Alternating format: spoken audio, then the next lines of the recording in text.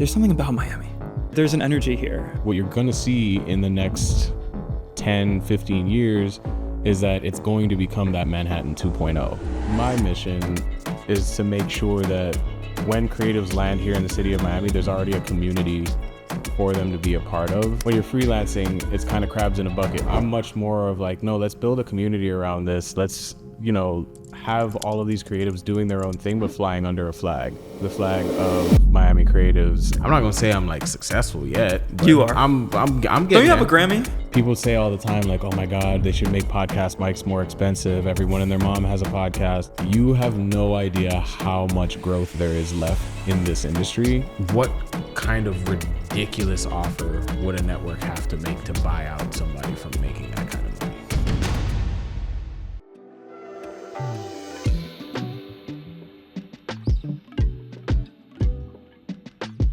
Season 2. Season 2. You were looking forward to it. We're in Miami, the move. The move Miami. Plus. It's there's something about Miami.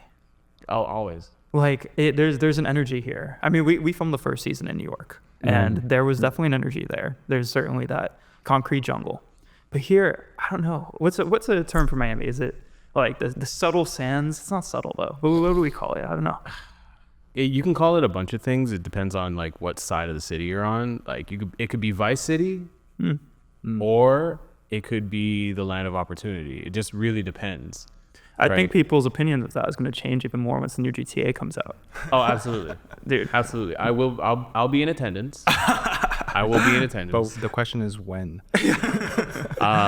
2047. Yeah. I think they finally got a release date though. I think it's like next year. Yeah. Yeah. It's coming out. I believe Q2 next year. Hell yeah. Oh yeah. I'm excited. I can't wait to speed up the I-95 like an absolute maniac. Like I already don't do that. No one did. I'm sorry. I didn't mean to say that. We'll pull up. We'll go and we'll play here. They do a little stream on that TV back there. Absolutely. The land of opportunity, though, I feel like the difference, though, Miami is like so much more slower versus New York. New York's the hustle and bustle, but where do you see? Like, I feel like when I think of Miami, I think of retirement area. There's still a beach, or there, to go clubbing or whatnot. But where do you think the economy of this city is? Well, first and foremost, I'm born and raised in Miami. I've lived here my whole life. Okay. Well, I lived in New York for 2 years. I lived in Orlando for a year. Oh. And one thing about Miami is the biggest difference between Miami and New York, especially Manhattan, is that Miami has a nice mixture of city and suburb, really, really adjacent to one another. Mm-hmm. And there's different areas of Miami that can be considered city, right? Like you have Doral, you have Coral Gables, right. You have the downtown Dadeland area, which really just came up in the last decade. So an interesting part of Miami is the mixture between suburb and city. Like you'll have like a nice suburb where people retire literally within 5 minutes of a major city area, a financial district, a design district. You got Wynwood coming up now. Right. So there's a lot of development going on in the city. And whereas I think it used to be South Florida used to be a really big hub for retirement, I think what you're gonna see in the next 10, 15 years is that it's going to become that Manhattan 2.0. Yeah. It's going to become that LA 2.0. It's going to become, and a big part of that is due to the fact that, I don't know if you guys know this, but major production houses across the United States always gravitated towards LA, Atlanta, New York, and also Puerto Rico, which I just found out. Interesting. Because of tax incentives. So there was a major tax rebate for productions of $50 million or more in all of those major cities, right? South Florida never had that. And that actually just got passed into law. I believe it was this year. I think it was Q2 of this year that they passed into law that we're going to be giving the same tax rebate for multi-million-dollar productions. Right. So you're going to start seeing now the big production houses starting to come down. The movie industry is starting to come to Miami. The tech industry's already been here. But I think the tech industry is moving into kind of a slowdown while we figure out what the hell we're doing with AI. But yeah, man, Miami's just, it's going to be just as much hustle and bustle as you're used to in New York, but you're still going to have that aspect of I can still chill out and go to the beach. Yeah, I think Miami like provides like an interesting kind of model for urban planning for like a lot of cities. I mean, first of all, like on Miami Beach, like you have an open coastline, right? And like that's used for recreation, leisure, and hospitality, right? Like that's something that is like super important to the vitality of the city. I think there's a lot of statistics, right, too, about like just like how important it is for you to like, for people to like see water. Like I think it like improves mental well-being like significantly. We don't have a statistic, maybe we can add one in, but like I know personally when I see water, I feel like very free and it feels fun, right? And there's a lot of issues in like global cities, like even in Europe actually, where like highways are actually on the city. Or if you think about like California, for example, what's the most famous highway in California? It's the Pacific Coast Highway. And it's like beautiful and it's romanticized. And like I've done that drive from like, you know, up to Malibu and like enjoyed it and like seeing all the sunsets like while driving. And like it's beautiful, right? But like in the end, like the fact that Miami Beach is kind of there for leisure, and you also have the bay, and that's also water views, and then that leads to like kind of like the business district, kind of like Manhattan, right? Manhattan, like the best views in Manhattan also include the Hudson River, even though you're looking at Jersey. And I'm a Jersey guy, so you know I'm like I got family in West Orange, so shout out to my aunt and uncle in West Orange. So for me, like, you know, you're looking at my people in Jersey City and in Fort Lee, but you know it's cool. You know, I'm happy to be looked at by all the people in New York, but you know that kind of planning model where then you know just a few minutes out, like we're staying in Gables actually. Well, we're like right on the border. It's really funny actually. Like those like really nice trees. Those trees are sick. The ones that overlap over. Yes. That's Like oh my god, that's my favorite area to drive through. So like that, like you know that like gate into that area, which is kind of weird how like it's so different, is like 1 block away from where we are. And it just kind of crazy though that like that mix of suburb and city just becomes so quickly. We got here today, it was like 20 minutes, it was nothing. We're in Midtown right now, and I think that that's like a really interesting model for more cities to follow. Take notes, Kansas City. No, that's landlocked. I don't know. Other take cities. notes, City of Miami. Please, for the love of God, finish the Palmetto already. It's been under construction for the last 15 years. Can we finish it, please? Dude, speaking of construction, like we were driving down here, there's so much construction down there. Oh, yeah. It's like all the cities in America or North America is basically prepping for 2026 World Cup. World Cup? Is it World Cup? Yeah. World Cup. I think that's going to be a big deal. Yeah, It's and gonna be like a huge, especially huge deal. for this Latin-based demographic. They say Miami's the gateway for Latin America. So you're saying there's going to be more production here. Do you think there's going to be increase in Latin American movies or stuff like that? Well, we already have Telemundo's studio up in Doral. That's where they're based out of. We also have, God, I can't remember the name of it off the top of my head. We actually bought our teleprompter from them, but I can't remember the name of it off the top. There's 2 major Latin American news channels that are based here in Miami. They do all of their production here in Miami. But what I'm anticipating at least is most definitely you're going to see a big rise in Latin American or just Latin in general, like movies, cinema, Netflix series, things of that nature being produced here in Miami. And yeah, I'm excited to be on the ground floor of that, having had my background in production for the last like 10 years. I'm excited to see where it goes from there, being that I already know the infrastructure of the city and I know like I've made my connections. Obviously, like we're here in the studio. I've already been at the forefront of the industry, so I want to see where the industry goes from here. And so like if we're thinking about production, right, it's obvious that, you know, more production companies means more movies and films, movies and TV shows that are set here. It means that, you know, the city's landscape, you know, gets to be shown more, and maybe that includes more tourism and things like that. But as a local, right, like what are some of the downstream effects of a greater production landscape? Like how does that relate to people, for example, that might want to enter the industry or things like that? One of the big things when I got my start in production, I started off obviously just doing freelance work, freelance documentary work, music videos, whatever I could get my hands on. And what I always noticed is that for creative projects that I really wanted to be a part of, like I really wanted to take on like higher budget production projects, but the opportunity landscape in Miami just wasn't there. Whereas if I would take 2 weeks to go out to LA, I could find a big budget production that I could be a part of within like a couple of days of just texting around. So the creative space in Miami, which is already bustling through Wynwood. We host Art Basel that's coming up in a couple weeks.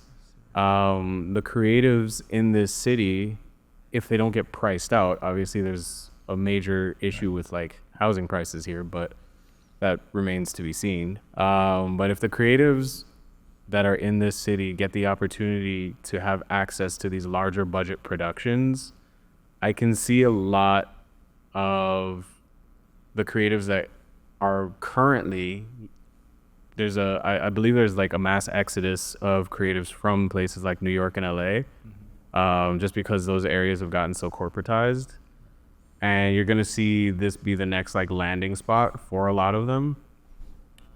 And I just want to make sure, at least this feels like my mission, is to make sure that when creatives land here in the city of Miami, there's already a community for them to be a part of. And we're not, when you're freelancing, it's kind of crabs in a bucket, like every man for themselves. I'm going to take the work that I can get. And I'm much more of like, no, let's build a community around this. Let's, have all of these creatives doing their own thing, but flying under a flag. Like flying under the flag of Miami creatives and being able to say, we work together and there's enough work to go around for everybody, rather than it's a competition and like I have to take this work or else somebody else is gonna eat the food from off my plate. Right. So yeah, I think there's definitely gonna be a large push for creativity in the city. It's just creating the infrastructure for that creativity to thrive. Like when we opened up this studio, we were probably the first of this kind of concept in the greater Miami area. Wow. And a lot of studios followed suit, right? There's plenty of other podcast and recording studios that have popped up since. But when this studio popped up, if you looked for a podcast studio in Miami, you would have had us, and you would have had HGAB Studios down the street, which is my good buddy Kendrick. He owns HGAB. Shout out to Kendrick. But now there's like 14, 15 of them. So now you're starting to see that infrastructure build up. Now you're starting to see more people going away from everyone and their grandmother in Miami has a real estate license, right? Yeah. That was just if you were going to make money in Miami, that was the industry to be in. And now people are realizing like, oh, there's other ways for me to be able to afford rent. Now, did you find like there was a first mover advantage being like the first person to be in this industry? Absolutely. Yeah.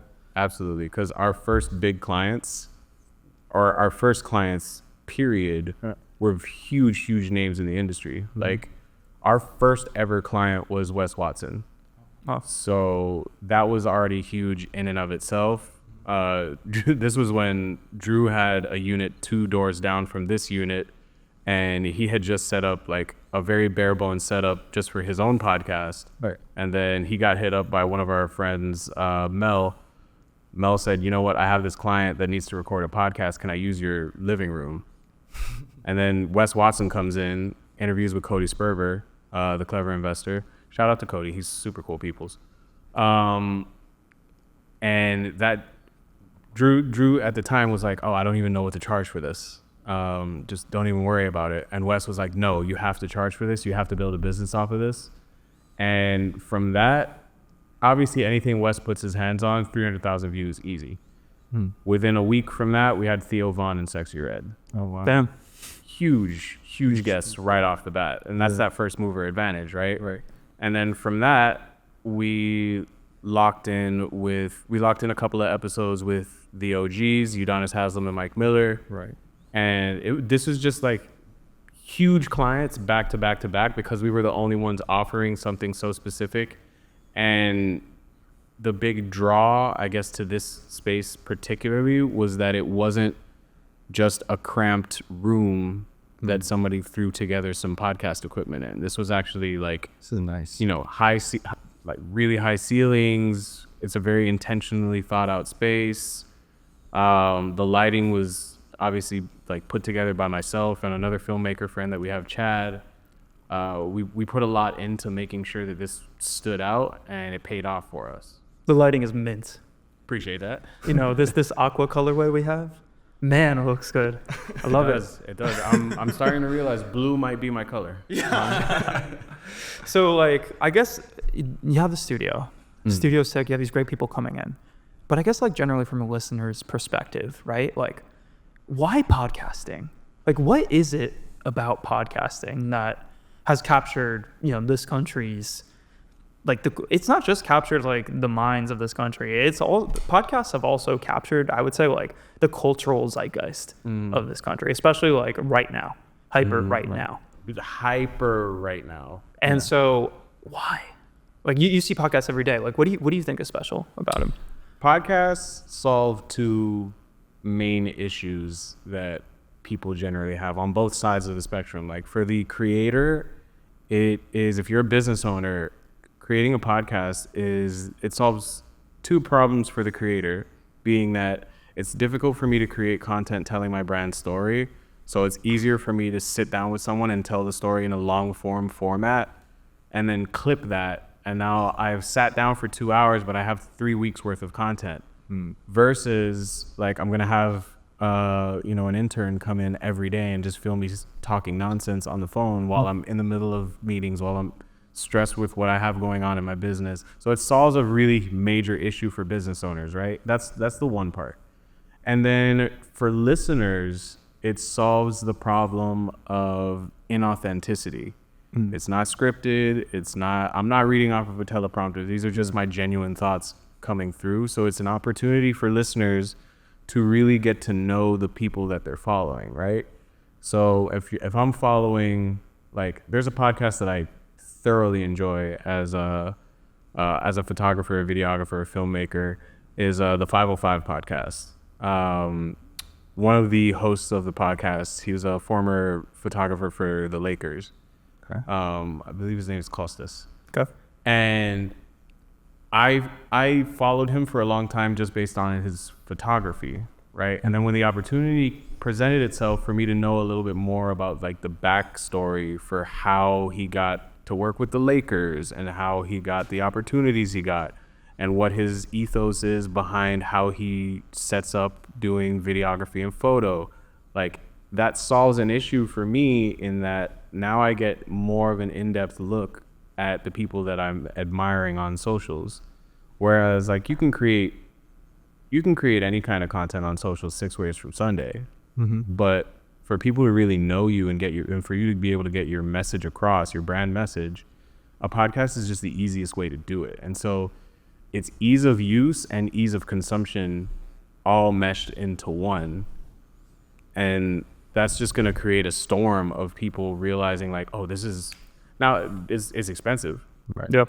Okay, this is not cheap. But at the same time, like if you're running a business and you're spending you've got a $15,000 a month marketing budget, you can take 2 of that, create a podcast, spend $2,000 a month on your podcast, and you have so much more content out of that 2,000 than you would have got hiring a freelance videographer. And I'm saying that to the detriment of myself as a freelance videographer. But the podcast just makes more sense, especially if your business is information based. If it's if you're selling products, then a podcast, I mean, you can still tell the story behind your product, but you can only tell that story so many times before you have to like show people the product and show why it's useful and X, Y, and Z. You can tell the story behind it, but it'll only take you so far. I think for business owners, it's just so important to tell the story behind the product. Yep. Like, I mean, let's just break it down, right? So we got physical product founders, right? People that own physical products and try to sell them, right? A podcast is not QVC, right? A podcast is not looking into the camera, where's my camera, and saying, here, that's not what this is. It's talking about the story behind it. And then for a technical product, right? Let's say like a software business or something like that, it allows people to get beyond, I think, those very standard things that you would see on the website, right? Where it's like, this saves you time, this saves you money. And it's not just about the features that you would showcase there. And I think like that context is super important, especially for the modern consumer. I think people as well like buy things a lot because of who's behind them. Exactly. And that's probably like a very new thing, like since the internet and like social media came on, is like understanding who's behind the products that you're selling. I mean, of course, people want to see the ethical consumption of different things. They want to, know who's behind what social causes and things like that. That's important. But at the same time, people also just support people because they like them or because they make funny videos or something like that. And the opportunity to share that story all the time is like probably like really important, right? I think one of the most underrated things that you can do, especially like online as far as your personal brand and your personal image, is learn how to make people laugh. Because making people laugh is an opportunity to connect with them on an emotional level where you don't have to do a lot of work to drag that emotion out. Right. Like getting someone to laugh gets them to connect with you instantly. And so I mentioned this. I've mentioned this to a couple of our clients here at the studio where, I would let them know that the focus of your podcast is to inform, right? Mm-hmm. But do not forget the entertainment piece, because at the end of the day, like what we're creating here, yes, people are going to come to your content for information, but once they have that information, they're going to leave and you're going to lose that viewership. So like You'll see like informative content usually has a very high drop-off rate. Whereas if I'm creating content that is not only informative, but is also entertaining, if I don't forget that entertainment piece, then boom, I've hit that sweet spot to where not only are you going to come here for the information that you were looking for, but you're going to stick around because you enjoy my personality and you enjoy the feeling that you get from like the content is entertaining. It's making you laugh. It's making you smile. It's making you feel good. Right. So I like to let podcasters and brand owners know that the entertainment piece is a big part of it. And one of the I'm going to give this away for free because I was, but one of the biggest ways that you can make sure that your podcast is entertaining is by breaking it up into segments, right? So let's take our biggest client, the OGs, for example, right? The OGs have broken their pod down into different segments. You have questions from the fans segment. You have the Too Easy segment where they go over game clips and talk about which players in the league right now are making it look too easy. And by creating those subsegments, what you're doing is you're creating an opportunity to have multiple different fan bases under those different subsegments that are all fans of the overarching podcast, right? But you'll have a different subsegment of your fan base that's I'm tuning in for this segment. And then you have a different subgenre of your fans that are tuning in for this segment.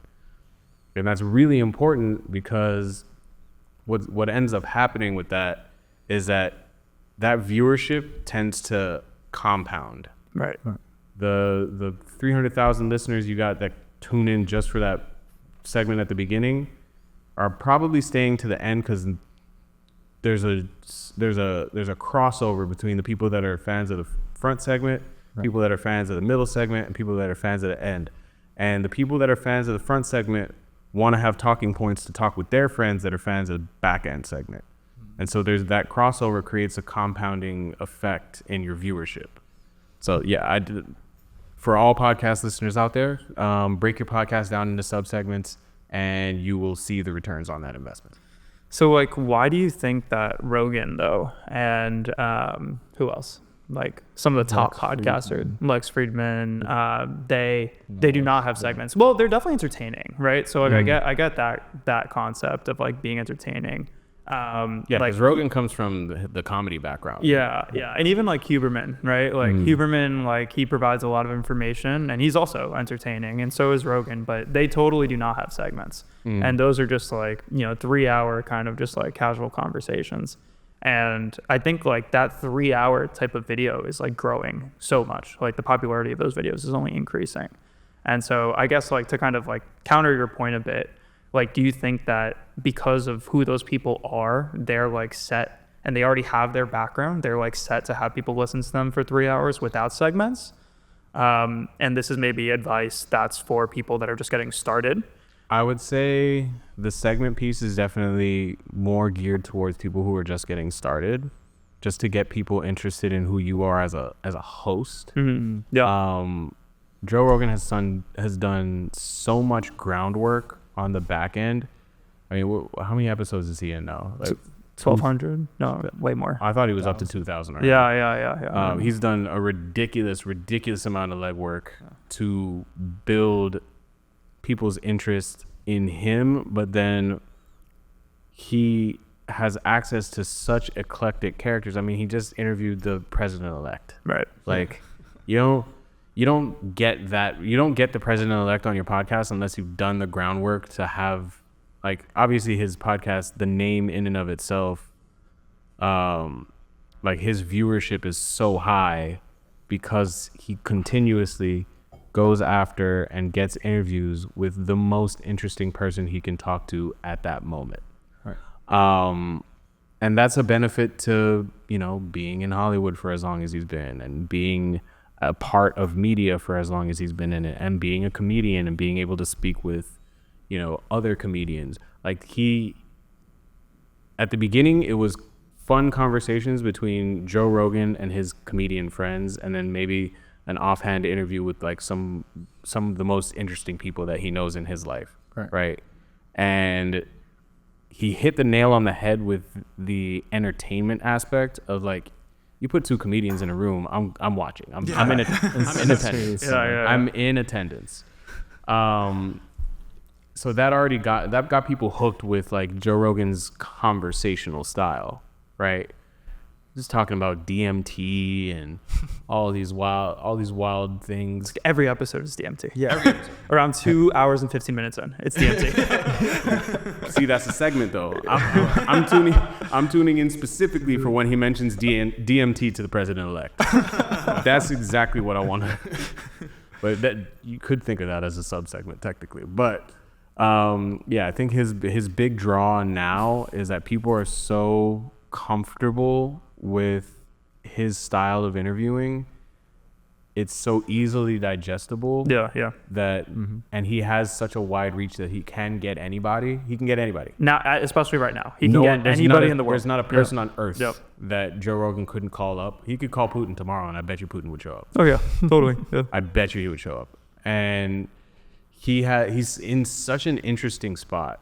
He's in such an interesting spot because he has massive influence over an industry that is barely even remotely close to its peak. Right. Like, people say all the time, like, oh my God, they should make podcast mics more expensive. Everyone and their mom has a podcast. You have no idea how much growth there is left in this industry, because we haven't even gotten to the point where it's been commoditized. Right. Like, we haven't even gotten to the point where you're seeing, like, now you're starting to see these podcast studios pop up, and there's a business model that's growing in and around that. We've been doing this for a year now, and I can tell you that there was not nearly that much competition. So when you're saying more, like, it's valued at 14 billion this year. Well, 2 years ago, and is estimated to be 20 billion by 2030. Do you think the monetary several $100 billion, but monetarily wise, like, you're saying potential ads on bus stops and stuff like that down the line? Absolutely. Okay. Absolutely. I spoke with a friend of mine who is a representative for Red Bull's marketing department. I'm not going to name names because I don't know if there's any sort of NDAs going on around that, but he mentioned to me that Red Bull pays a particular podcast out of a particular country. I'm not going to go into specifics here, but there's a podcast that Red Bull pays multiple six figures a year just so that podcaster in his studio setup has a Red Bull fridge just off in the background somewhere. Oh, wow. Just for product placement. They pay him like several six figures a year, every year. And that contract is live for the next like 5 years. So just thinking about that, right? Red Bull, if you guys want to put a Red Bull fridge in the back right behind me, you see that area back there? Just holla at me, please. Or any competing brands, where the offer's open. But just that, you have to.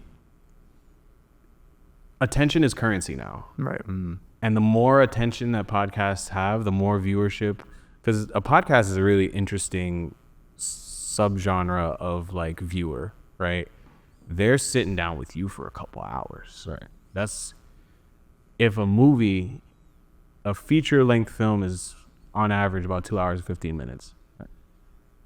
If that industry is able to put, I can put a $50 million production budget into this feature length film. I'm going to take it to the box office, and people are going to pay to sit down and watch this film for 2 hours and 15 minutes. And off of my $50 million investment, I might make back $100 million for a 2 hour and 15 minute product. For less than a fraction of a percent of that 50 million, I can make a product just as long, about 2 hours and 15 minutes, right, just as long, that people, if we were to start charging for these podcasts, if you were have to subscribe to get, access to these podcasts for a much smaller investment, I can get that same level of viewership, and I can go direct to these corporations for advertising dollars. For a production company, that's a lot better. That's a way better deal. Right. It's a way better deal. Right. I was going to spend $50 million to make 2 hours and 15 minutes of content for people to sit down and watch, and they're going to pay $10 to go watch it at the movies. Right. I'm gonna cost per, Yeah, your cost per, and for advertisers, your cost per acquisition is infinitely lower to advertise on YouTube or right, throw a Red Bull fridge in the background. You know what I mean? So I think we're gonna see a gradual shift of production companies into more of these like smaller budget, but equally like long pieces of content, like small budget. Throw it out there. People want to be entertained. And yeah, the advertisement behind it is significant. I think audience targeting is also important here too. And like what I would probably argue is that I would think that there's going to be a plethora of podcasts that are going to come in created for, we'll call them micro audiences. Audiences that are not particularly large, but perhaps maintain the same passion or interest, and it makes targeting super easy for advertisers. Like something that I think a lot of business owners think of these days is the, especially online business owners or, technology companies, is the issues that have come up since Apple changed the privacy settings on the App Store and related apps a couple years ago. And like targeting has become very difficult, and like Facebook marketing is not what it used to be. And, now, when you go on the app, basically you can see like, okay, allow or ask app not to track, right? Yep. That wasn't the deal until like 2 years ago, and that had a massive effect on e-commerce companies, had a massive effect on software companies, and what we found in their ability to target. Yeah, okay. In their ability to target, and what we found in terms of advice for us, right? So like, this season we're trying to diversify a bit, but first season we were really focused on just like entrepreneurs, and even more specifically probably tech entrepreneurs. And the advice that we got from people that have created these communities is that it's really not about the size, because there's not a large market, but there are sponsors that were putting up, let's just say like 5 digits. So we're not talking anything too massive, right? It's not like the 6 digits for the Red Bull in the back, right? It's like, 5 digits for a title sponsor. But even for companies that were only getting like, let's say 30 people to an event, and this is what we heard, it would have the opportunity to like make 5 digits in revenue just from advertising, because those people that were listening, especially if they're entrepreneurs and they're controlling large B2B budgets, that's like the best targeting possible, because they're like listening. And when you have a podcast, like you're physically in people's ears. Like I don't think people like think about that a lot. Like we think about the concept of real estate, or like you mentioned back with the Red Bull thing, like that's a fridge is behind you. That's also use of physical real estate. This is like actually like taking control of somebody's brain a little bit, right? And that's kind of like the scary aspect of podcasts too. Yeah, so it's almost like subconscious programming at that point. Yeah. Well, a lot of people would argue that, especially in the political realm too, and like thinking about how this could all change with AI and the very easy kind of movement of people's, kind of voices into saying different things. I think audio deep fakes is something that we're just getting started on. I don't know if you guys agree with me on this. Yeah. I'm highly frightened of the possibilities behind AI. Yeah, I think like AI generally, you got to think about it in a couple different contexts, dude. Like we have this chatbot world that we're in right now. That's not taking anything over. Very basic math can't be done. Like reasoning is super basic, right? It's getting better. O1 is super cool, right? Like the ability to that now has to like not go back to 2021 for the internet at that point and look at the internet today, I think was a big movement in terms of like its capabilities to be kind of like on point in terms of the timing on things. But that's not true GAI, right? General artificial intelligence is, if that's going to be a thing, will include concepts like people like Leon and I being able to speak to you and, being able to reason about what's going on, right? Like on this show, we hope to reason, right? Like we're not just trying to get the industry perspective and just say like, these are statistics, whatever, right? We're trying to think about things like this, right? Like second order reasoning. And I haven't seen that from the chatbots yet. Have you? No. Yeah, it's just remotely. A repudiation of what's on the internet, right? And that's cool, right? I think like kids in high school are getting A's because of it, right? And that's going to be another challenge for sure. But due time though, due time, the chat box with time. In due time, but I think my general fear behind it is, like you were saying, AI voiceovers, AI video is gonna get to a place where it will be able to replace the need for a videographer, the need for a studio, the need for a lot of different things. It will get there, and it will get there probably in the next decade or so. And that's my fear, is that we're kind of entering a no man's land of people's ability to believe in the things that they consume online. I mean, you see it now, even in this past election. Like there are plenty of people out there on the internet that no matter how many facts and no matter how many statistics that you give them, they can just say fake news.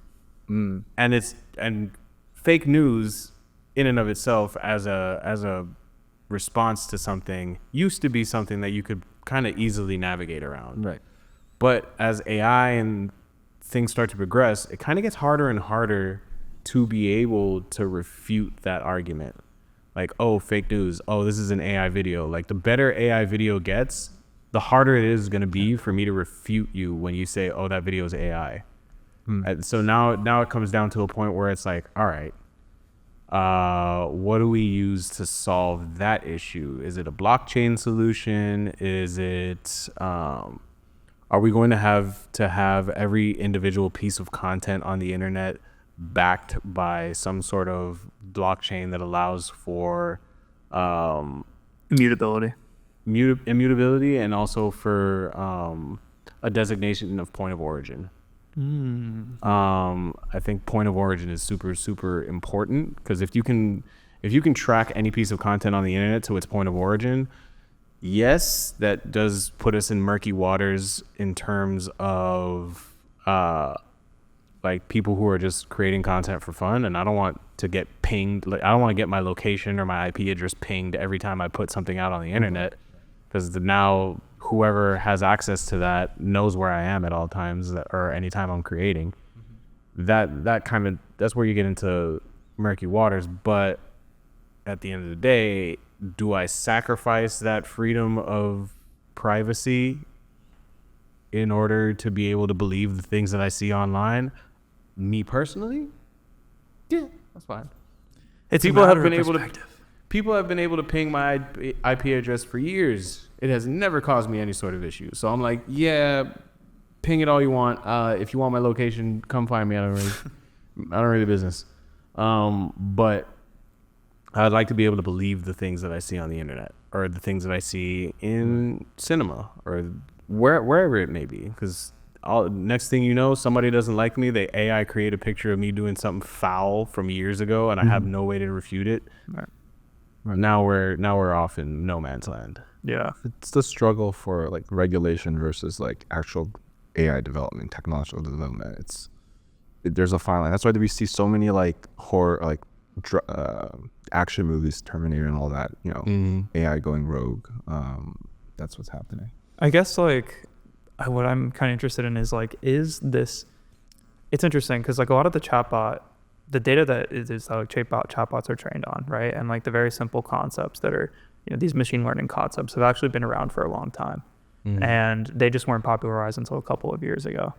And I struggle to think of like whether this kind of interest in these chatbots is the symptom of a broader feeling of like that people are misinformed and they want pure forms of information. This also relates to podcasts, by the way, right? Like podcasts have become mainstream media. Like I'll be like clear about that. I do not think that podcasts are like the downstream media, right? Like these podcasts have more viewership than like the broadest forms of news organizations have.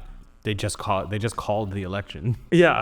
Like it's not something that you can like, kind of dance around anymore. Like they're absolutely the mainstream media. And so like, but at the same time, like brand podcasts, right? Like let's think of podcasts generally as a brand.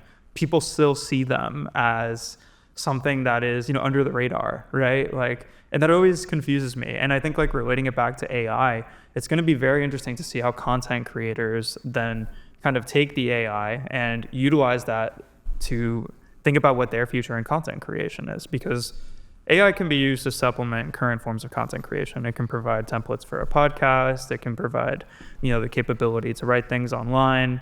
But is it something that's going to create, pure human ingenuity? Another concept I think is related to this too, and this is related to production too, is like stuck culture. I don't know if you've heard of that term before. Stuck culture? Yeah, stuck culture. And the concept that like culture is stuck right now. Like there are so many sequels that are coming up. Old brands are becoming new again. Nostalgia core is really important. And like people looking back to Y2K, there's that new Netflix series that made like everybody in their mid or late 20s feel really old. That's like playing Hillary Duff in the background. I'm still I think we're still pretty young, like when it comes to that stuff. Yeah. But it's still that concept of like, okay, like we're moving into a different era. But regardless, like people keep looking backwards for like cultural things. You know what's funny about that? Is that I really think I've thought about stuck culture without knowing the technical term for it for a while, in that as a creative, one of the biggest things that you can do is I believe, I don't want to get like super religious here, but like I believe creativity is the most authentic form of the voice of God. When an idea comes into your head as a creative to create something, or even not as a creative, even just as a regular person, when an idea comes into your head, where does that come from? You don't know. It's chemical reaction in your brain, and where that chemical reaction comes from, nobody has any freaking clue. We don't have any answer for that. Yeah. So the only explanation that I have for that is that, all right, I don't know any other way for God to talk to me. Right. I do know that that's the only thing that I can explain. Like when a thought comes into my head for a particular idea, whether it be like a documentary concept or a concept for how I want to do my next music video or whatever the case may be, when that idea pops into my head, creating that is me taking the voice of God in my reasoning, taking the voice of God and speaking it out into the world, right? And the more that people are able to do that, the more you'll start to see that stuck culture melt away. But because I believe it's a symptom of the fact that the world right now has kind of fallen on post-COVID. The world post-COVID has fallen on hard times. It's tough out there for pretty much everybody. The people that you see being able to go out and create and do all of these wonderful things, and the people that would be the forefront of moving culture forward, that's such a small percentage of the population. And yeah, they do have the ability now to broadcast themselves out to such a large audience. But I think as we inevitably transition out of this period of hardship, like I think we're in the Great Depression, the second Great Depression. Whether or not people want to admit that or not is up to them. But if you look at it from a numbers standpoint, the median household income right now in 2024, comparative to housing prices, comparative to the price of goods and the price of things the price of people's basic needs, is very similar from a statistics standpoint and from a percentage standpoint to how it was during the Great Depression. So it's kind of just as hard. It's just as hard now to own a home. It's just as hard now as it was then to afford a basic lifestyle for a family of 4. It's just as hard now as it was then to lift yourself up from poverty. And because of that, people are, their minds are stuck in survival mode. And once the next period of prosperity can come about, then you're going to start to see that new push out of stuck culture, right? Into whatever the next renaissance of culture may be, right? I think the fact that people are so nostalgic for the past and not looking forward to the future is because their current situation is bleak, and they don't have something to believe in for the future. So they're not, their mind isn't going there anymore. It's like, actually, I'd rather prefer to go backwards in time because it was good right around here. Everything was good right around, like for me, 2016 is the year. For me, it's Summer 16, Summer baby. 16. Everyone talks about I'm it. looking for revenge. I love Summer 16. I'll never give it up. Yeah. That was my high That's school. almost 10 years ago? Bro, I don't want to think Holy about that. mother. That was my high school graduation year. It was your high school graduation Oh year, my too. Lord. I graduated in 11. I was already bar hopping at that time. It was what a time to be alive. I can't.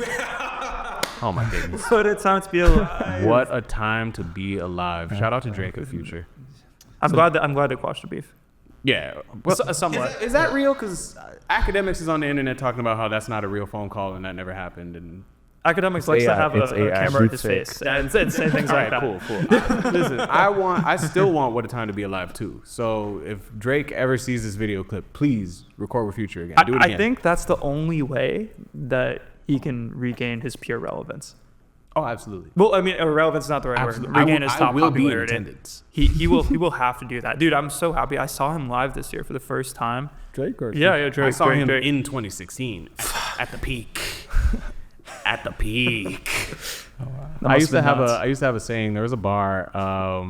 This is completely off topic, but there was a bar here in Miami called Sidebar, and I used to tell my boys this because when we would go bar hopping all the time, we would always end up there because it closed at 5. It was called Flower, and it was the spot for after hours.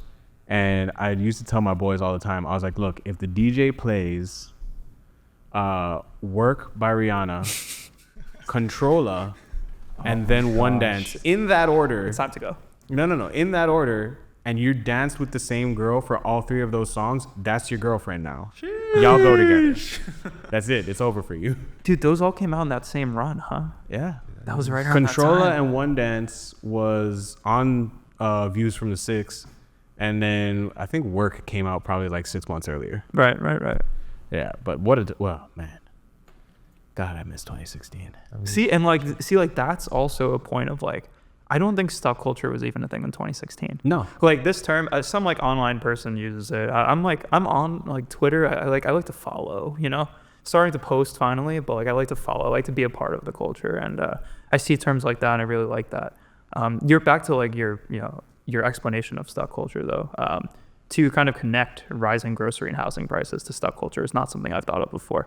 And frankly, Jason, like in my writing and cultural analysis and talking as a podcaster, I'm going to use that very frequently now. So thank you for sharing. That's the exact type of topic that we like to talk about on this show. Honestly. I think it needs to be talked about more, honestly, because cultural symptoms of economic issues, even this election is kind of paramount. It's like the base of the iceberg. Yep. in that regard, in that like the economic issues will shift the culture. If the basic equation of income versus how much I have to spend, income versus spending, if that basic equation is not good for most people, everything else is out of whack now. Everything else, the way that I consume media is different. The way that I come from a lower middle class family. Like when I was in college, like I can tell you that my thoughts on the future and like the things that I was excited for are completely different than now when I'm in a position where I'm not gonna say I'm like successful yet, but You are. I'm Do getting you have a there. Grammy? Nomination. Nomination. I can't say that I'm successful yet, but the thoughts and the actions. The person that you are is predicated on the choices that you make, and you make different choices when you're in dire straits. You make different decisions. You're a different person completely. And the only way for people to change is for them to change their choices. But if they don't have different options, and all of our people like to say it's not about money, and I guarantee you those people that say that have more access to capital than the people that are saying that all of their issues hinge on their ability to provide for themselves. Yeah, if you can't put food on the table. If I can't put food on the table, I have to make different decisions. Right. I have to operate. I have to move through the world differently. I have to vote differently. I have to, like, when you have financial freedom, you have cast your vote willy-nilly. I don't give a fuck who's in the White House. You know what? Elect Joe Stein. I don't give a That's damn. why 50,000 people voted for Hawk Tua. Except them 50,000 people, all of them are financially well off. Yeah. Every single one of them. Because I'm Canadian, so we have multiple parties up there. So when I came to the U.S. for school, this one or the other choice is very like extreme and polar. Similar to like what we see in media, TikTok versus long form podcasts. Like you either really like brain rot really quick information, or you sit for 3 hours. What are your thoughts about like consumer behavior? Like why is it so extreme like that? I don't want to. So my dad is a psychologist, right? So I spent a lot of my life studying up on his psychology. He's a world-renowned sports psychologist. He just got inducted into the International Olympic Committee as the first ever Jamaican PhD psychologist to be a representative for mental health in elite athletes. That's amazing. Wow. Shout out to my dad. What's his name? Dr. Scott Hamilton. Shout Shout out Dr. Hamilton. Shout out Dr. Scotty. And one thing about people's psychology is that I've come to know my dad and I have coined a term around this. It's called proximity of awareness, right? Your proximity of awareness is kind of like your breath. So if I am in a stage in life where my proximity of awareness is really broad, it's bringing on a lot of anxiety. I'm thinking about all of the problems worldwide. I'm thinking about a lot of things all at once. All right, proximity awareness. Let me bring that proximity down to just my country, right? Lot of issues still. Lot of anxiety, a lot of negative emotion behind that. All right, let me bring that proximity awareness down again. Just my city. Yeah. Problems in the city, they could finish the Palmetto faster. Tax is not that great, but generally, moreover, not a lot of crime, a little bit less anxiety. All right, let me bring it down again. All right, just to my neighborhood. Actually, everything in my neighborhood is chilling. I have nothing to worry about within my immediate proximity. Bring it down to just these four walls. Every single need that I could possibly have met in this moment is met. Like there's nothing that I need for. I have AC, I have a roof over my head, there's food in the fridge, there's water. There's nothing that I need, and that's where the anxiety starts to melt away, right? And to your question, the reason why I bring that up, to your question of people's either here or there mentalities, people are very reactionary. They're not very, a lot of people, at least, and I think this might be a symptom of content in and of itself, as like people kind of drifting away from books and movies and longer form pieces of content where their attention needs to be on one thing for a long period of time, and they need to be paying attention for subtext, Like I watched a movie with my little brother the other day, and there were so many subplots going on in the movie, and I was like, me as a film major, like I'm watching it very intently. I'm watching all these subplots. I'm looking out for red herrings, and I'm looking out for foreshadowing. And oh, did you notice that when this scene came on, the wind blew his hood up to make him look like another character that had their hood up in an earlier scene? And like I'm paying attention to all that stuff. My younger brother did not have the ability to pay attention to those smaller lines of subtext.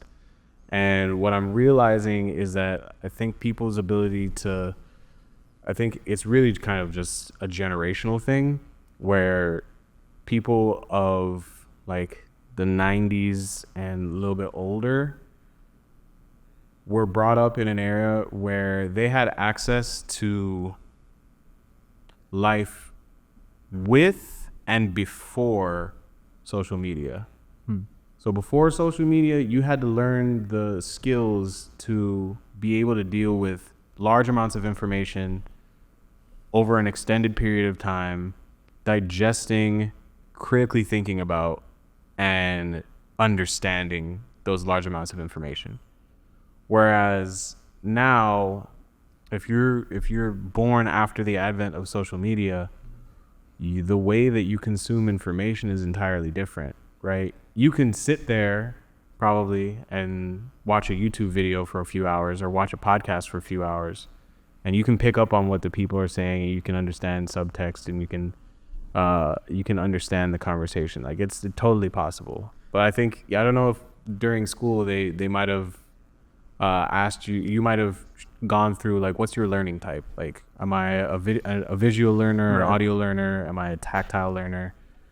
I think everybody's a visual learner, audio visual learners now. Everybody needs a screen in their face to be able to learn something now. And that's kind of what drives the younger generation more in that like micro content direction, whereas the older generation kind of prefers like, I want to just sit down and look at the same thing for an extended period of time. That could present a risk to the future of podcasting. I mean, I know that like I think podcasting as a medium is definitely going to grow, but like these longer form podcasts, like I can see the people that listen to these longer form podcasts sticking with them for their whole lives, basically.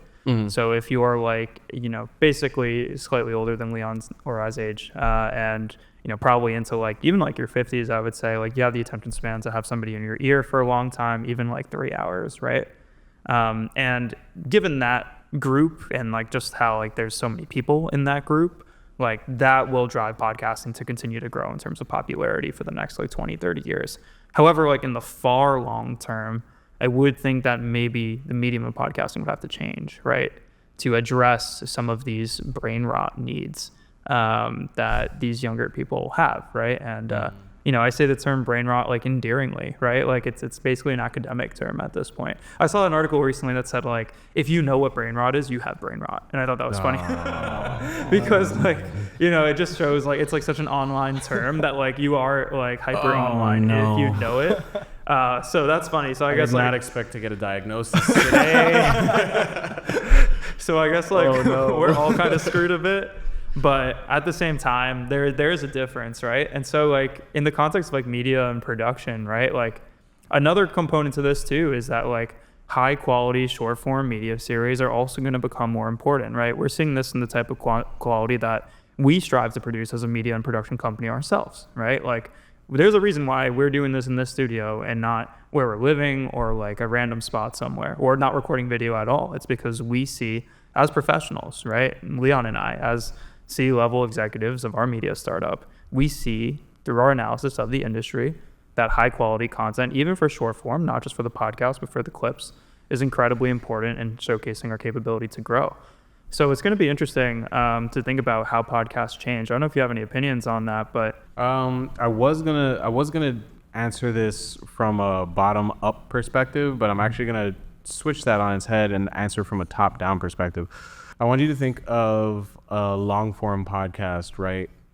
In that it is broken up into many pieces of short form media, right? And those pieces of short form media in and of themselves are broken up into, there's several different touch points that your end user comes across before they ever make it to your page to listen to their first full episode. Right. Right. So in your previous question, you had asked about the transition from long form into short form media, right? Long form, I think the overall purpose of short form media, outside of just like pure entertainment value and scrollability, is to be the introductory point for where they will eventually go and find your long form media. It's like an advertisement for short form is where you go to advertise that you have a podcast. Then the podcast is where you go to advertise who you are. Right. And then so coming from that top down perspective, now we get down to the end user. The end user is a podcast viewer. They're a content consumer. So the first thing that they want to do, if they want to start shifting into becoming a content creator, first and foremost, I think the most important thing is planning. I'll give you guys an example of somebody who I wouldn't have known this about this person had I not been here with them in the studio, but Theo Von. Theo Von is the most prepared podcaster, probably next to Joe Rogan. Wow.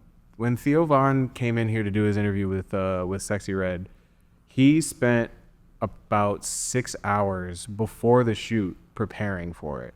And even before that, his team had done their research on her, created a run of show, created questions to evoke specific answers. And by the time they finished recording and that episode went live, every single clip from that show that went viral was pre-planned, in that Theo knew what question to ask, knew what response that question would get based on his research of the person he was interviewing, and then knew how to then follow up on that with a joke or a punchline of his own.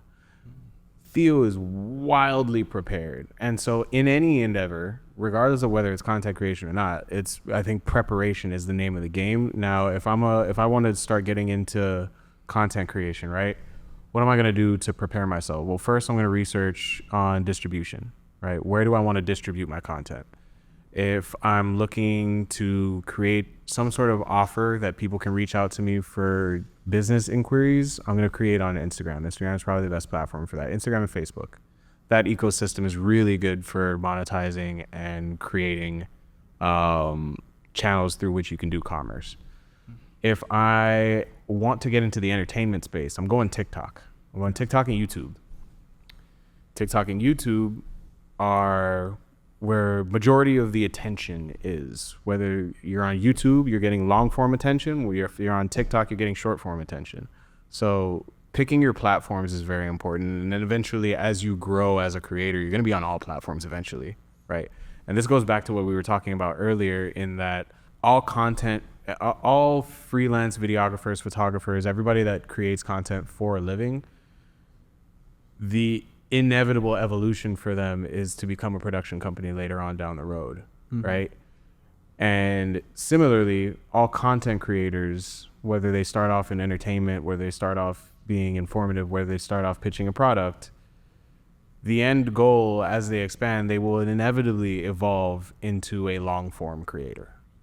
It's going to happen to everybody, whether you like it or not. If you start off on Instagram making short clips about X, Y, and Z to teach people how to do something, inevitably you will end up making full-length YouTube videos, and then inevitably that will evolve into now you're creating across all platforms. So just pick one to start that you think will build, that you think you'll be able to build an audience on.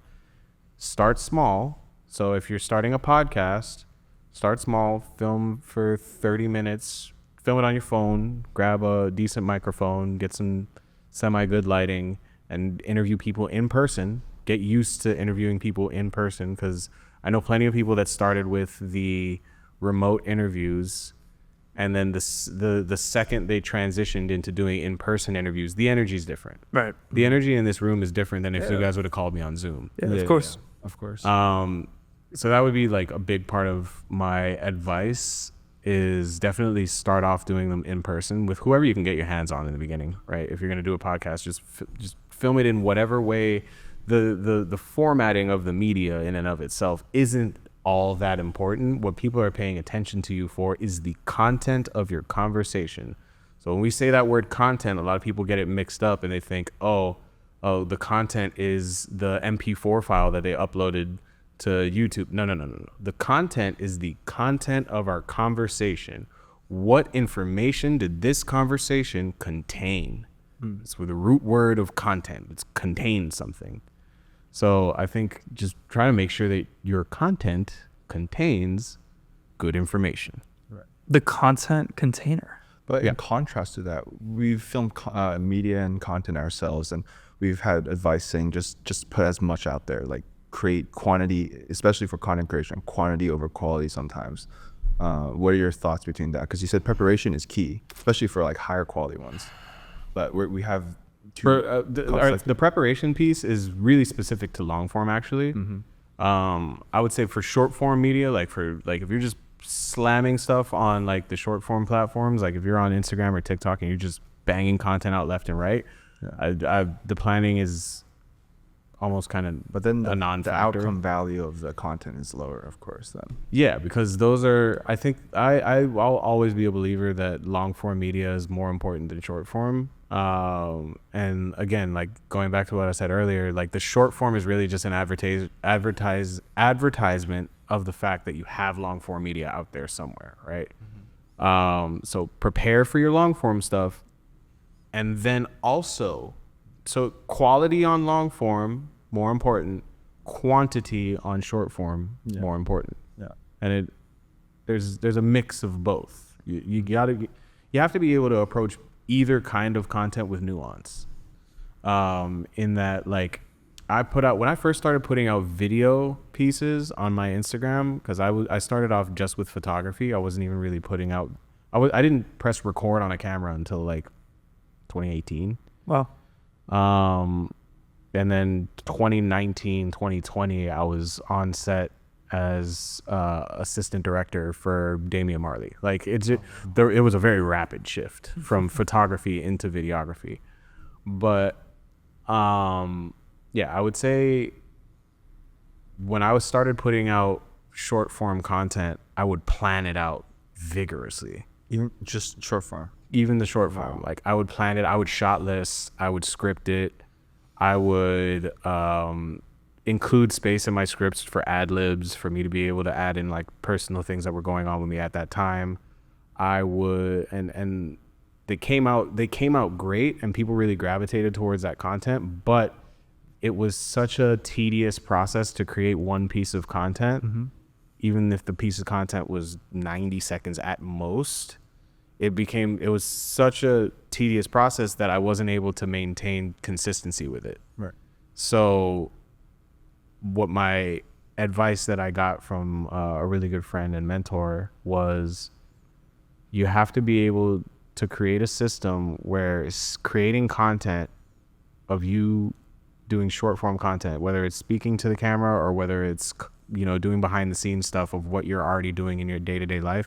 It has to be so easy that you can do it without really thinking. So you have to have a mix of both. Like, I think for me, the ideal, like when I planned out my content schedule, the ideal thing for me was to have 5 to 7 clips a week that were very easy to create, that I could create in like in 2 hours of actual work. Right. And then maybe once a month, I'll have one of those really planned out, really like detailed videos, right? And that works. I mean, I'm still inconsistent even with that. So, but I'm in here for like 12 hours out of the day most days anyway. And you're getting the knowledge from everybody that's in here too. Oh yeah. And I think like another part of the research is just like understanding like who the top people are, right? And being able to kind of find your match, and then thinking like, okay, I can be like that person, but then I'm also going to add in my unique elements too.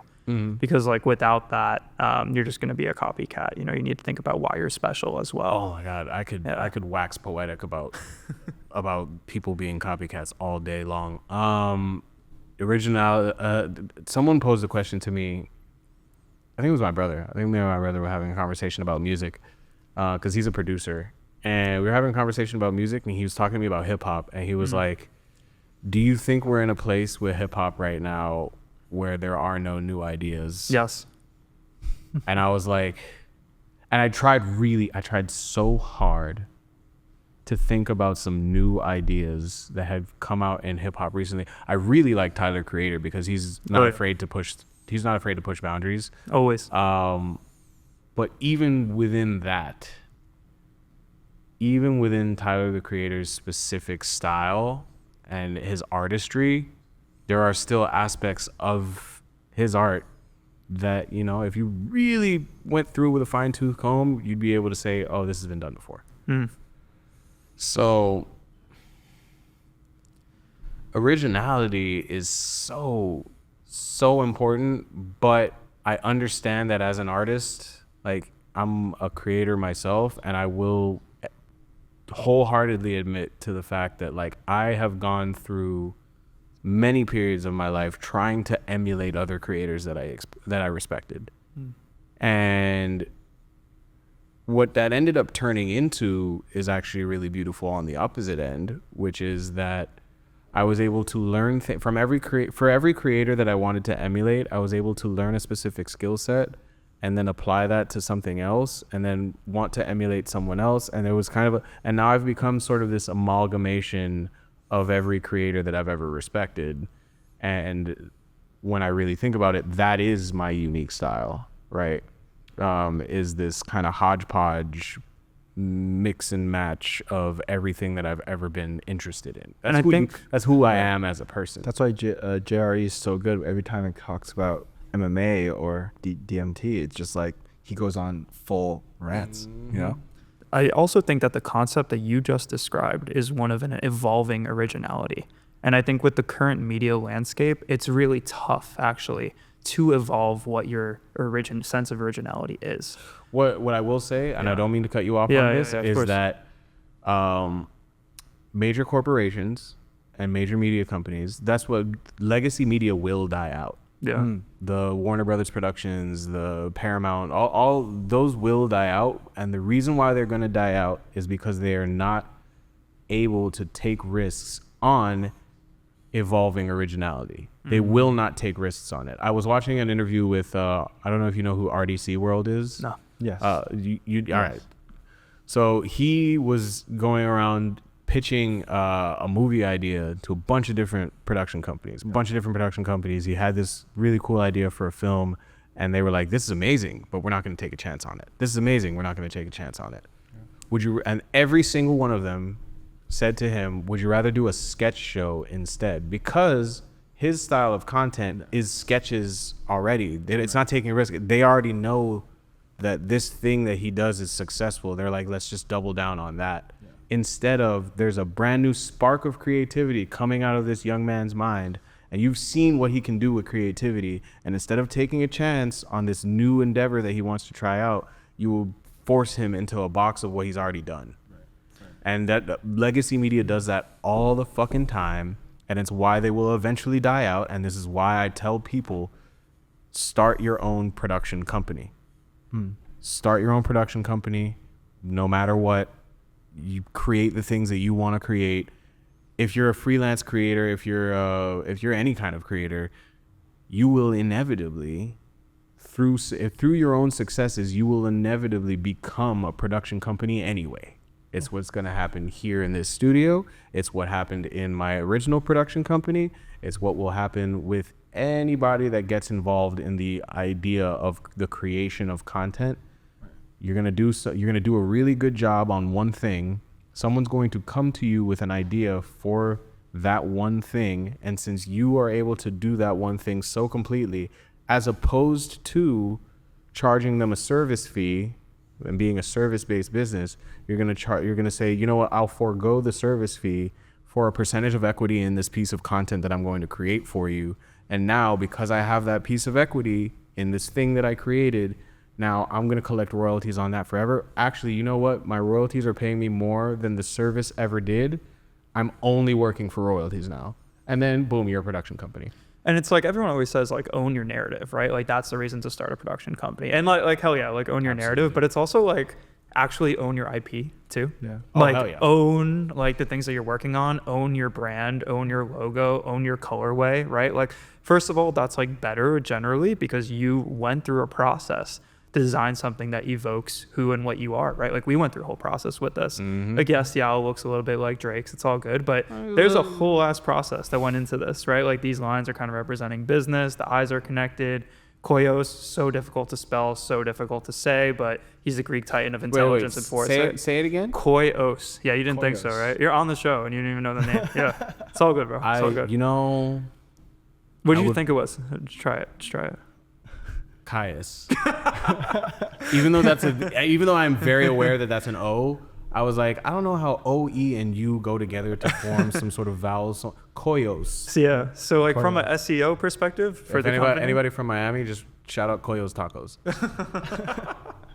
we gotta go. Is it good? It's right around the corner. Oh, hell yeah. literally. And it turns into a nightclub at night, as does every other restaurant in Miami. But speaking about controlling your narrative, look at Adam Sandler. You know, He's Great- such a good example. great example, right? It's the Such a first good thing I example came. of that. He could create comedy, but now you could see nowadays he's creating more serious uncut gems. Is that Happy Madison as well? Yeah, Gems. There's Uncut another Gems. one. I don't know if you watched this, where he's out in space alone with a giant space Yes, fighter. I saw that. What was that? I haven't seen It the film yet, was- but what was that about? I think it's about. Do you want me to spoil a little bit? Kind of. No, It's kind of. Is it It's a psych- personal mental grappling, I think, movie. It's a psychological. It's more of a psychological thing than It's it not a is- horror at all. It's more of Okay, like all I saw was giant spider and mental, immediately assumed horror. personal journey thing. Okay. Movie. Okay. And then there's the basketball one. You know, Yeah, that one's really. that was really good actually. What was the name of it again? Don't. Netflix film. With We'll figure it out. with Yeah. Hernan Gomez. Yeah, Hernan And Gomez. AE. Yeah. Anthony Edwards was in that movie. Yeah. Yeah. He was. He just started a production company. Yeah, he just Yeah, started he one did. Yeah? recently Yeah, he too. did. I'm forgetting the I name. forget the name. It's like Skip or something like that. But that's again, that goes back to what we were talking about. Like, start a production company, because guess what? Later on down the road, you're gonna want to tell some kind of story, and you're gonna go put out a script, and you're gonna write the whole script, and you're not gonna be able to take that script anywhere, because everywhere that you take that script to, they're gonna want 100% of the equity in order for fronting you the production cost. And then you've created this wonderful, amazing thing that goes out and it's going to make money almost forever. And you're not going to collect $1 of that. Yeah. And I think that's kind of silly. Yes, production costs a lot of money, but for like these higher earners, especially like an Anthony Edwards, like, he's going to have enough by the end of his NBA career. He's going to have enough money if he want to put out The Last Dance Part 2 with Anthony Edwards, he will have enough money to produce that in its entirety and own it. Yeah. And that's just a 10x, 100x return on his investment easily. I think the opportunity for athletes here is massive. I mean, because it's also the royalties concept, right? Like the concept of continuing to get money over time, right? Like that's something that even if they choose to hypothetically only work on the company for 5-10 years, if they put out a great piece of content, those royalties will continue for a very long time. Look at our number one client. Look at the OGs. Yeah. They've been doing that show for 1 year. Yeah. That show generates a fantastic amount of money. Yeah. Fantastic.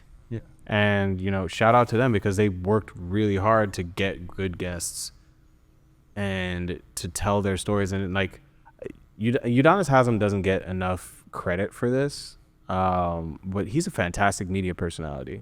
Like the way that he presents himself and the way that he presents as like a writer for the city of Miami. He doesn't get enough credit for the fact that, like, I think if later on in his career as a media personality, I think he will be on caliber with, like, maybe not a Stephen A. Smith. Well, no, he could be on caliber with a Stephen A. Smith, on caliber with Shannon Sharp, on caliber with, these bigger name brand guys, because he's just putting his bid into the media game right now, and he's great at it. And his growth is going to continue, but the difference And Mike between Miller him as well. The difference. Sorry, Mike. yeah. I should have mentioned you first. Shout out Mike as well. Shout out Mike as well. But the difference between both of them and Stephen A. or Shannon and whatever is the concept that they will own everything that they're producing. They will own their brand. They will be able to have maybe OGs part 2. Maybe Ant Edwards is on the OGs. I don't even want to think of this day, but we know it's going to come eventually, where the current players are then the old heads. And it's going to just continue over time, right? I'm going to be in my late 40s by that time. I think like LeBron staying in the NBA has kept all of us so young. Yes. Like if you think about it, like the fact that no one talks about that is so funny to me, because somebody was just mentioning this to me the other day.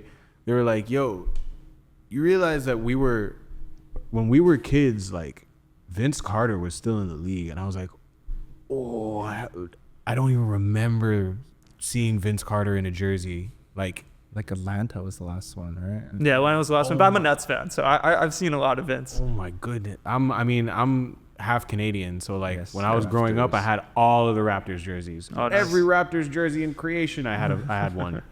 Every Vince Carter jersey that has ever existed, I've probably had one. But yeah, I want to coin that the LeBron effect. You know, the concept of just like somebody being in media for that long. Somebody doing the same thing as well, continuing to play For that basketball. long. For that Because long. when he retires, it's gonna. I promise you, there's going to be like, it's gonna be a world shaking event, because it's gonna shake the youth out of a lot of people. It's gonna shake the youth out of me. Yeah. When LeBron and Steph Curry retire, I will have shaken off the youth, or my youthful view of the NBA, and I will start to realize, oh, I am the same age or older than like most of the people in the league. And I'm going to have to look at that and be like, damn, Yeah. my basketball career is over. Yep. I always wanted to play ball in the league, but I never got the opportunity. It's always the MCL, ACL. If you want to play with Well, LA mine was my ankle. I messed my ankle up real bad, but I messed my ankle up skateboarding. So that's my fault. Do you think LeBron will get the Tom Brady effect, get on a team? He's going to own a team. There will be a Vegas team. I think. You think he owns the Vegas team? That's the rumor now. I That's think what he's he gonna do, should be yeah. the owner of the Cavs. Ooh, I think he absolutely should own the Cavs. Yeah, I don't see that happening though. I don't see it happening, but I Gilbert's think, a force like of nature. in my fairy tale narrative in my head, I think that's the way that this should work. But What should the other team be though? Vegas and Well, there's going to be 2 new teams, right? Right. So there's gonna be Vegas, and then they're bringing back the Sonics. it's Seattle. tough. I'm not sure. No, that is happening. Yeah, I think Kevin Durant is gonna be a part owner. Really? It's a current player is going to be a part owner of the Supersonics when they come back. I wanted to bring this up when we were talking about capturing eye attention. I had a background in sports, so management, and we studied why they're hesitant on why Seattle doesn't want to bring another team into the city. Like before the Kraken, the hockey team was there. They were saying there's just too many teams for one city. There's only 365 days a year. With like how many teams do they have? They have Well, the Seattle has the Kraken. Mariners. They have the Kraken. Right. For men's professional sports, they have I think, and the Seahawks. So they have 3. So they only had 2. Soccer. Yeah, the Sounders are we one of the have, bigger like, MLS teams. It's just like the number of tension, like the attention of the city is finite. Yeah, it's a finite resource, and you're dividing it to You're spreading it too If thin. you add a hockey team now and pitching a basketball team to there, Maybe they take they take the Sonics name and move it to another city. Like take Vancouver, that out. It's please. already a bit. Vancouver. Yes. wow, dude, you'd be the biggest fan. The Vancouver Supersonics kind of goes hard. Dude, the Grizzlies I'm love not it. cool enough for it. They can't bring back the Grizzlies actually, because Memphis they is still the can't. Grizzlies. Vancouver Supersonics goes kind of hard. Who is it now? Adam Silver. Yeah, still Adam Silver. Adam Silver, if you're listening, Vancouver Supersonics. That sounds it sounds pretty tough. I'm not gonna lie. I'll go to every game. I'll be the Leon will buy the team. I'll be the super fan. Watch our podcast so that Leon can bring a team Watch- to Vancouver and buy it. If you're from Vancouver, Please watch this podcast several times over so that Leon can buy you guys an NBA team. We need it. We need the Vancouver My Supersonics life to goal be a is thing. to bring a basketball team to Vancouver. There you go. gotta do It's in writing. It's recorded now. We put that out into the universe. We're doing it. We're doing it, ladies and gentlemen. And we just need to call Red Bull to make it possible. So yeah. Oh, yeah. I'll put the logo right up here behind me. Yeah. Right there in the kitchen. Yeah, we'll change the logo. It'll be from an owl to a bull. No, that's too much. Yeah. Well, guys, I want to just say thank you guys for inviting me on the show. I know that we had other plans today. I was supposed to be behind the scenes filming the podcast for you, but thanks for inviting me on the show. Yeah. I really appreciate that. You've given us a lot of analysis, but let's try to boil it down into like one prediction for where this industry is going. And I would say that you can be as controversial as possible, whatever you think. I say,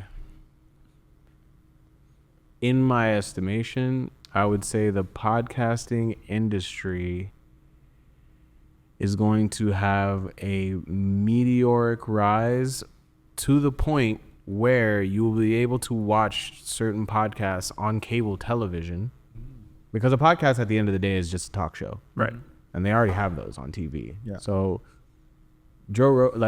dependent on, obviously, like, networks have their own like agendas, and they got to make sure that things are scripted. And when you're independent, you don't have to subscribe to the narratives that a network is going to push on your show. But that can only go so far, and there will be people who are independent, but a network comes along with a good enough offer to where they will buy their show and put it on network television. And then from that point forward, it is quite literally off to the races. So I think the next like 10 to 15 years will be an upward momentum until we hit that point where we start seeing podcasts on broadcast television. And then I can see people getting sick of it, but I can see it as a persisting aspect of how we consume information in this country and around the world. And I don't see a point where there's a complete fall off. You'll hear sentiments from people like that. Oh, there's too many podcasts. Like there's just way too much. Everybody has a mic. But at the end of the day, like, you're watching them. Mm-hmm. You're watching the clips. Yeah. They come across your feed. You're watching the clips. So say all you want about how many people have access to podcasts. Like, if you're consuming the content, then whose fault is that? Yeah. Right. So I think it's an upward trend until we start seeing podcasts on like broadcast television, and then from that point forward, it's really just a toss up of like what happens when, you know, somebody who's spent years and years and years building up a name for themselves to become like a well-respected name in podcasting, like what kind of deals does a network have to give you to step away from the amount of, you can make a lot of money being an independent podcaster, a lot, but only like the top 1% of podcasters are gonna get there. Right. But what kind of ridiculous offer would a network have to make to buy out somebody from making that kind of money? We're going to see something massive. It'll be a lifeline. It's going to be a funny number. Like even the Spotify deal with Joe Rogan, hilarious amounts of zeros behind it. Yeah. Right. Ridiculous. For just talking. Oh yeah, for yapping. Yeah. For yapping. I mean, even like look at streamers now. Yeah. Like streaming in and of itself, like that's going to be another huge thing. Right. And I'm waiting for a technological development that's going to allow for streamers to literally just be out and about and have high quality live stream video and audio. Yeah. Out of a very minimalistic camera and audio setup. I'm waiting for the technology to kind of condense it, because you know the purpose of technology is to just take the things that right now are big and compress them into the smallest form factor we can get. Right. Happens with pretty much everything. But yeah, I'm interested to see how both the streaming industry and how the podcast industry grow over the next like decade and a half. And then it's also like, where does brand podcast and where does brand streaming go from here, right? Because of brand podcasts right now, like the broader brand of like how podcasts are seen is now like under the radar. If they start to be on network TV, maybe they're not as under the radar. People don't perceive them to be under the radar, even though they are mainstream media, as we just said. So then the question becomes, will people get turned off from podcasts because they are then a part of what is perceived to be the mainstream media, which is the network television? And that's something that I think is really interesting, because I would say that there is certainly a counterculture element to the growth of podcasts and this movement towards independence that is natural, as Americans especially. It's natural for us to feel like we want independent media, that we want people to be individualistic. But the question just becomes... And to not be bought out. And that's something that's on all sides of the political spectrum. And the thing is, I think the average consumer is now smart enough to understand when someone or something is bought out, like immediately. Like we immediately can tell when you're bought out. Right. Like that's such a hard thing for like brands and companies to kind of get a grasp on, is the fact that like